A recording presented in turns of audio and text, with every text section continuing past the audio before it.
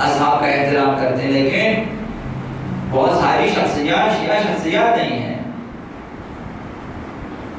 یہ محترم ترین اہل سنت کی شخصیات ہیں جن کے مزارات کو گرا دیے ہیں۔ انہوں نے پیغمبر اسلام کے فرزند ابراہیم علیہ السلام دفن ہیں، امیر المؤمنین کی والدہ فاطمہ بنت اسد سلام اللہ علیہا وہاں دفن ہیں، اور ان کی زوجہ حضرت ام البنین علیہ السلام دفن ہیں، حلیمہ سعدیہ پیغمبر اسلام کی، حضرت عاتکہ اور عبداللہ بن جعفر، محمد بن حنیفہ اور عقیل بن ابی طالب، مالک بن انس کے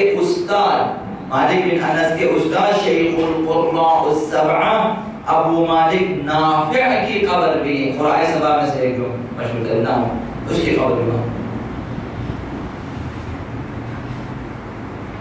باقی میں مقداد بن اسود کی قبر، مالک بن حارث، مالک اشتر نخعی، بڑی بڑی ہستیاں وہاں پہ دفن ہیں، خالد بن سعید، خزیمہ ذو الشہادتین، زید بن حارثہ، سعد بن عبادہ، جابر بن عبداللہ انصاری جیسی ہستی، اور حنان بن ثابت، قیس بن سعد بن عبادہ، اور اسعد بن زرارہ، عبداللہ بن مسعود، معاذ بن جبل جیسے اصحابی، اور اس طرح کے بہت سارے اصحاب وہاں پہ دفن ہیں۔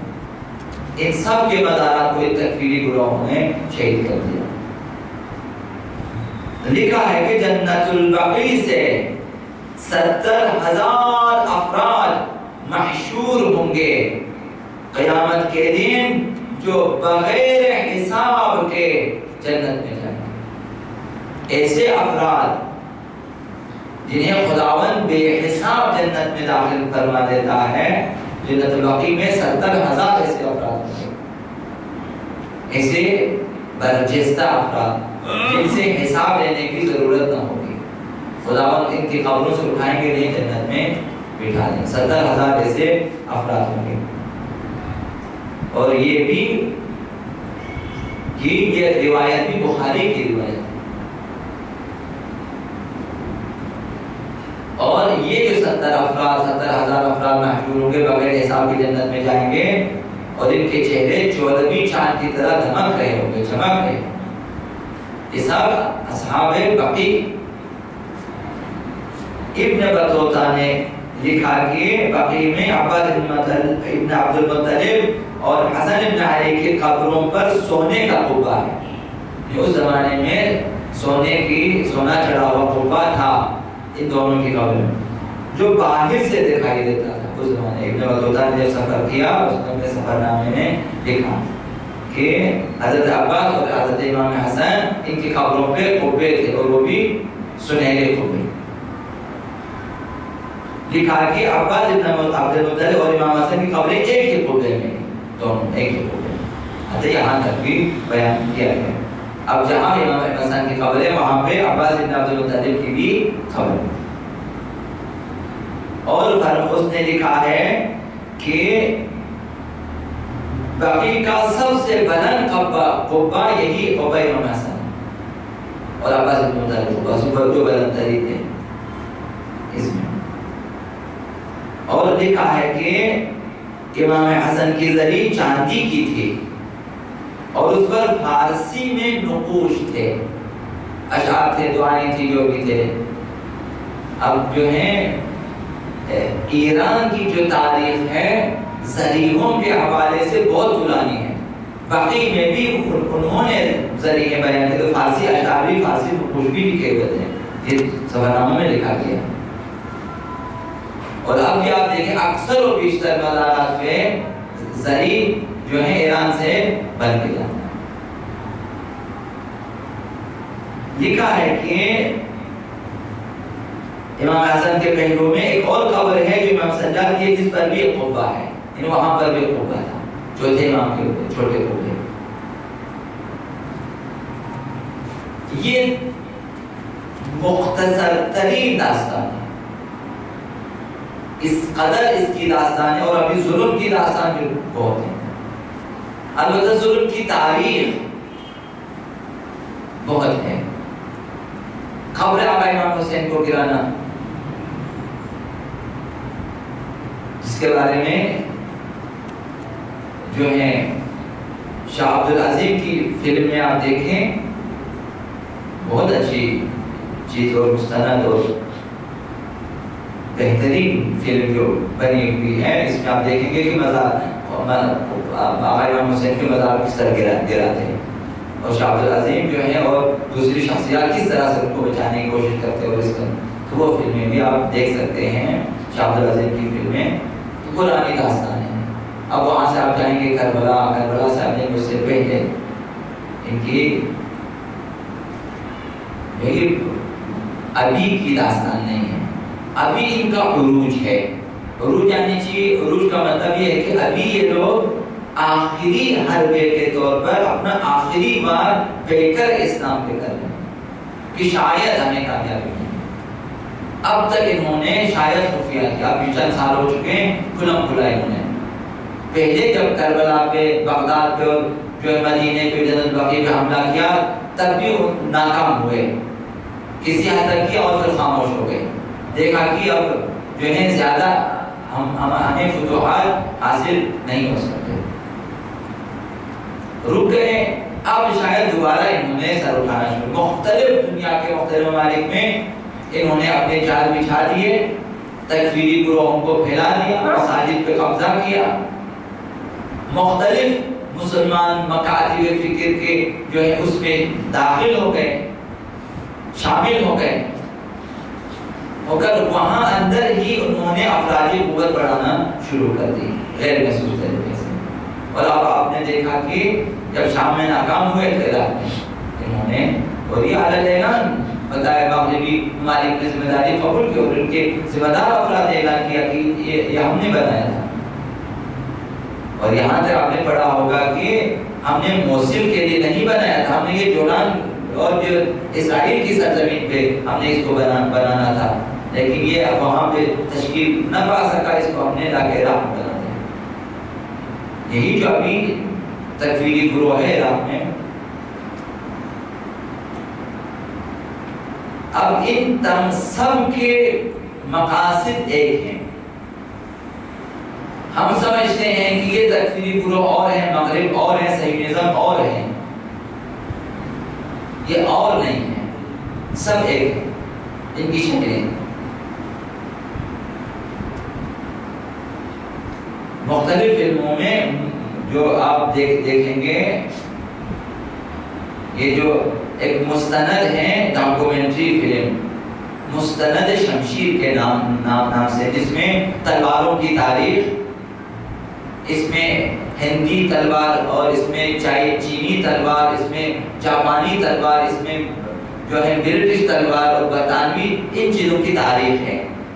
اس میں وہ مستند لکھنے والا جو ہے وہ میں بتاتا ہے کہ جو انگلستان ہے یہ جو ہے ناگہانی طور پہ حملہ کرتا ہے اور اپنے ہتھیاروں کو دہشتناک بناتا ہے اور زیادہ شور کرتا ہے جب حملہ کرتا ہے، اور ان سب کا مقصد مد مقابل کو ڈرانا ہوتا ہے۔ ان کا کام شروع سے اس طرح سے دہشت پھیلانا، اپنے ہتھیاروں کو اس طرح سے بناتے ہیں کہ دیکھنے والا ڈر جائے۔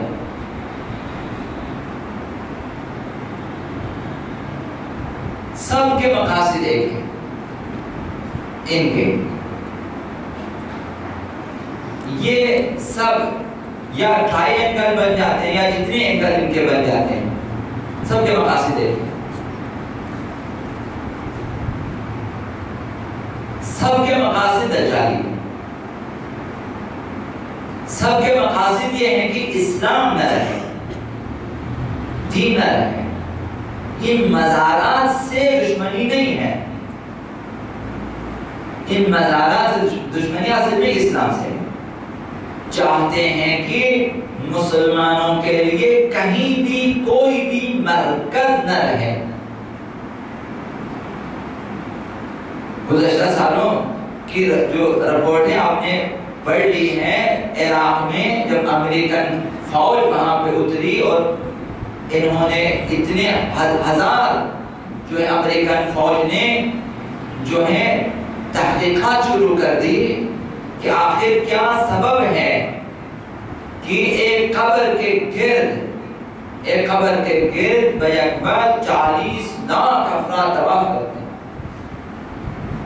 اور پھر یہ تعداد بڑھتی ہوئی 1.5 کروڑ تک، اب 2 کروڑ تک اس سال چہلوں پہ کربلا میں لوگ موجود ہیں۔ یہ ہے تو یہ کیا ہے؟ مرکز ہے کہ ایک قبر ہے جو مرکز ہے، جہاں 2 کروڑ افراد جمع ہو جاتے ہیں، ایک دوسرے سے آشنا ہو جاتے ہیں، ایک دوسرے سے ملتے ہیں، ایک دوسرے کو خبریں بتاتے ہیں، ایک دوسرے کو حالات بتاتے ہیں، طاقت کا اظہار ہو جاتا ہے، اظہار وجود ہو جاتا ہے، اس سے خوف لاحق ہے۔ تو موصل میں جب انہوں نے بغاوت شروع کر دی، ہدف کربلا ہے اور نجف اور کربلا نے ان کا کیا بگاڑا ہے؟ یہ مرکز نہ رہے، نجف مرکز نہ رہے، کربلا مرکز نہ رہے، ختم کر دیں تاکہ لوگ نہیں آئیں گے۔ انہیں یہ نہیں معلوم ہے، ان کی بھول یہ ہے کہ حتیٰ کہ جس قدر بھی مظالم ڈالیں، انہوں نے سوچا کہ بقیع کو گرانے کے بعد وہاں کچھ بھی نہیں، سمجھتے کہ ہم ان قبوں کی خاطر آتے ہیں، ہم ان قبوں کی وجہ سے نہیں آتے، ہم ان نقش نگار کی وجہ سے نہیں۔ اب وہ خالی زمین ہے، اس خالی زمین پر بھی تم نے پہلے بھی بٹھا دیے، ہم اسی زمین پہ بھی آتا ہے۔ اب کربلا کو اٹھا تو نہیں سکتے، مزارات کو ڈائیں گے، لیکن اب اگر 2 کروڑ ہیں مزارات کو گرانے کے بعد یہ 4 کروڑ ہو جائیں لوگوں کی تعداد۔ یہ ان کی بھول، یہ نہیں سمجھتے ہیں کہ میں قبوں کو اور جو ہے دیواروں کو گرا دیں گے تو لوگ نہیں آئیں گے۔ ابرہہ نے یہی سوچا تھا کہ کعبے کو گرائیں گے لوگ نہیں آئیں گے، یزید نے یہی سوچا تھا کہ کعبے پہ حملہ کر دیں گے لوگ نہیں آئیں گے، لیکن یہ ان کی بھول ہے۔ انہیں اسلامی شیعی عقائد کا نہیں معلوم، ایمان کا اندازہ نہیں ہے، ایمان کا اندازہ نہیں، اس وجہ سے وہ چاہتے یہ ہیں، لیکن ناکامی مقدر ہے ان کی، کسی بھی صورت نہ اب تک انہیں کامیابی ملی ہے نہ اس کے بعد کامیابی ملی ہے۔ یہ تاریخی ہے، یہ ایمانی ہے، عقیدتی ہے، ہر حوالے سے منطقی ہے، کوئی منطق، کوئی عقل ان کی تائید نہیں کرے گی۔ ظلم پھر ظلم ہے، بڑھتا ہے گھٹ جاتا ہے، جس قدر ظلم زیادہ ہو جائے وہ ختم ہو جائے۔ یہ ظلم کی جو ہے قسمت یہی ہے، اس نے ختم ہو جاتا ہے۔ خون کی تاثیر رہ جاتی ہے، ناممکن ہے کہ آپ ایک خاندان کے ایک فرد کو قتل کریں اور پھر اس خاندان کو آپ خاموش کرا سکتے، نہیں ہو سکتے۔ اس خاندان سے اور زیادہ فریاد بلند ہوگی، اور زیادہ لوگ انتقام کے لیے آگے آ جائیں گے۔ ابھی تک اگر وہ ہتھیار نہیں اٹھا، اس کے بعد وہ بھی ہتھیار اٹھائیں۔ اصول یہ ہے، یہ فطری چیز ہوتی ہے۔ اب ہماری زبان میں کہ مکڑی حملہ نہیں کرتی، لیکن آپ اس سے بھی تنگ کرے وہ بھی حملہ کرتے، مکڑی سے حملہ کرتے۔ تو یہ ان کی بھول ہے، وہ سمجھتے ہیں، ان کے کیونکہ عقیدہ یہ ہے کہ پہلے بھی عرض کیا آپ کی خدمت میں، زیادہ طولانی نہ ہو، ان کا عقیدہ یہ ہے کہ اسلام پھیلانا واجب ہے اور اسلام تبلیغ سے نہیں پھیلے گا، اسلام تلوار سے پھیل سکتا ہے۔ تو ان کے جھنڈوں پہ جہاں لکھا ہوا لا الہ الا اللہ، نیچے ہے تلوار، یعنی اسلام تلوار کے ذریعے نہ تبلیغ کے ذریعے، ان کا عقیدہ ہے۔ اب آپ کبھی نہیں آپ نے سوچا ہوگا کہ ان کے تمام میناروں پہ چاند کو اوپر کی طرف کیوں رکھا گیا ہے؟